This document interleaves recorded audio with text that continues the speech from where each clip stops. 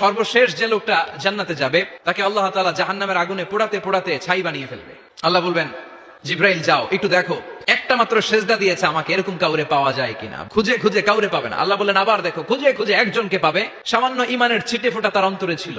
আল্লাহ বলবেন যেহেতু ছিটে ফোঁটা আছে, অনেক মায়ের খাইছে, ওকে বের করে জাহান্নাম থেকে বের করে একটা নির্ধারিত দূরত্বে রেখে দাও, রেখে দেওয়া হবে। কিন্তু জাহান্নামের আগুনের লেলিহান শিখাতে তার গা ঝলসে যাবে। সে আল্লাহর ডেকে বলবে, মাবুদ তোমার কাছে আমি কিছু চাই না, জাহান্নাম থেকে তুমি আমাকে বের করেছো, জীবন নদীর পানি তুমি আমার গায়ের মধ্যে ঢেলে দিয়েছো, আমি আবার সজীবতা ফিরে পেয়েছি, আমি তোমার কাছে জান্নাত চাই না, শুধু নিরাপদ একটা দূরত্বে আমাকে রেখে আসো, যাতে জাহান্নামের আগুন আমারে কষ্ট দিতে না পারে।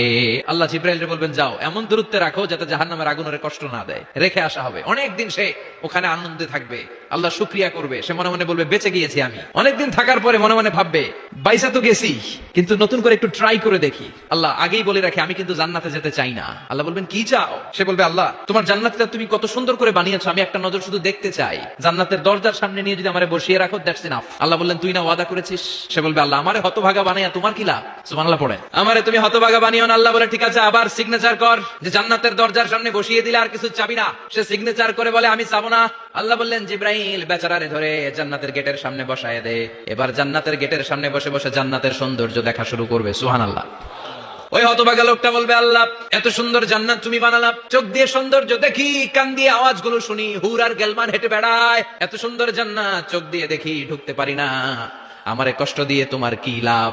ও আল্লাহ আমারে তুমি মাফ করে দাও, জান্নাতের চিপার মধ্যে এক কর্নারে তুমি একটু আমারে জায়গা করে দাও। আল্লাহ বলবেন ওয়াই হাক ইবনা আদম, তোর ধ্বংস হোক হে আদম জাত, মা আগদারাকা, তোর চেয়ে বড় গাদ্দার আমি আমার সৃষ্টিকুলে কাউরে দেখি নাই, কারণ তুই আমার সাথে চুক্তি করিস আর চুক্তি ভঙ্গ করিস। আল্লাহর রহমতের দরিয়ায় তখন জোশ খেলে যাবে, ওর আকুতি মিনতি চাহনি আল্লাহর রহমতের দরিয়ার মধ্যে জোশ লাগিয়ে দিবে, আল্লাহর দয়া হয়ে যাবে, মায়া হয়ে যাবে। আল্লাহ বলবেন ঠিক আছে জান্নাতে যা। লোকটা এবার এক দৌড়ে জান্নাতের ভিতরে ঢুকে যাবে। লোকটার দৌড় দেখে আবার লোকটারে আল্লাহ ডেকে বলবে একটু দাঁড়া, জান্নাত তো দিছি, তো দৌড় দিলি কেন? সুবহানাল্লাহ কইবেন না?